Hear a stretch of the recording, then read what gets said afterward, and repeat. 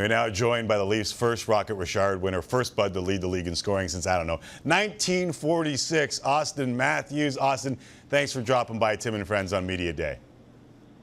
Thanks for having me. Hey, I'd love to talk about the EA Sports cover. I'd love to talk the Olympics, even Biebs in the UFC to start this. But this is the first time that I'm hearing from you since the wrist surgery.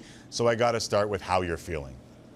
I'm feeling good. I've been progressing well. Got a couple more weeks until I can really get back to it. So, I'm shooting for the home opener or the first game of the year. So, hopefully, fingers crossed, everything goes well, and I'm able to be ready by game one. So the press release said that you, quote, encountered discomfort. So it just wasn't feeling right? Was it painful? Like, how did you get to the point where surgery was needed?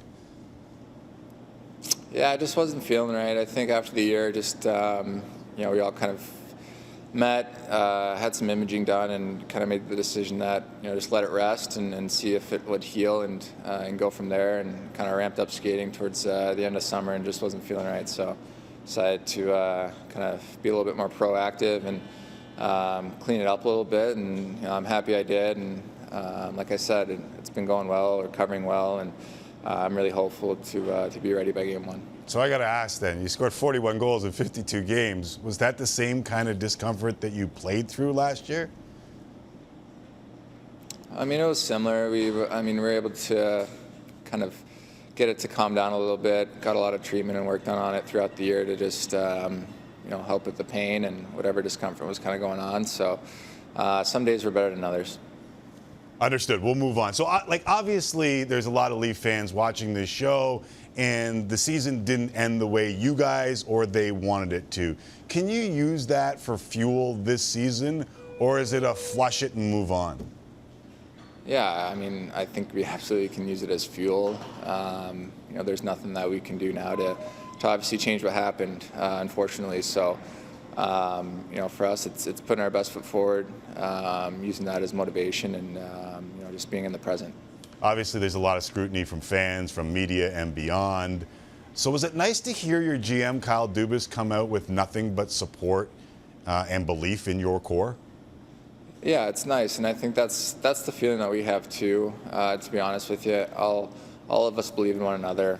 Every single person in this organization, we trust each other and have that belief. So for us, that's more than enough. And whether people have a lot of stuff to say, or obviously a lot of doubt, that's not really anything that we can really control or that we really care about. We focus on one another, focus on this team and what we can control, and obviously we're extremely motivated with what's happened in the past. So like I said, we're just putting our best foot forward, and we're moving on. Does that add urgency to this season, or is that something as a pro athlete that you have to be careful of and just to play your game? Well, yeah, I think it definitely adds urgency, but at the same time, we all have a job to do, and we need to make sure that we do that and that we execute on it. So, yeah, like I said, we can only control so much, and that's what we're doing every day and putting in the work to obviously be as successful as possible. Are you looking forward to getting some fans back in the building, getting a little juice back in Toronto and beyond? Yeah, I think all of us really are. It's something that we really missed last year. We really missed the fans. They play such a big part in the game and just in the atmosphere and everything. So we're looking forward to getting that energy back in the arena for sure.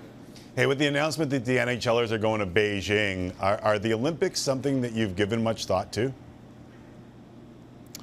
Yeah, I definitely have. It's a big honor, I think, to obviously represent your country, and I've been fortunate to do it in the past, but there's nothing really like the Olympics, right? So, talking to people that have been fortunate enough to experience that, they've said nothing but amazing things, and it's just an experience like no other. So, I'm really hopeful that I'll get have the opportunity to experience that and be able to represent the USA. Awesome. Before I let you go, last time we talked, I brought up Little Dickie's show, Dave, and Little Dickie's character being a little too excited to go to a party at Bieber's house. And you told me that was the next step. A party at Bieber's hadn't happened yet. Did UFC 263 or 264 change that? Did you get the Little Dickie treatment finally?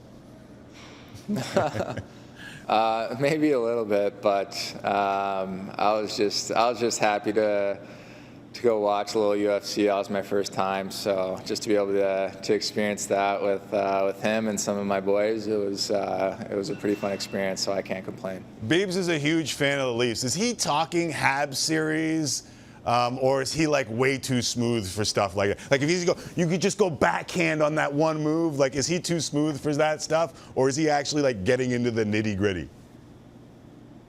A little bit of both. I think he's got like a really he's got like a nice happy medium of like nice. kind of like hockey talk and like team talk, and then just like just kind of BSing and just kicking it. So I really appreciate that, because sometimes you just don't want to talk hockey, and I think he knows that. So he's got a nice happy medium though. He's a real human being. It's nice to hear from real human beings these days. Listen, I know these media days can be a lot to digest in a day, but we appreciate it and can't wait to see what you can do with a full season. Thanks for dropping by and doing this. All right, Tim. Thanks.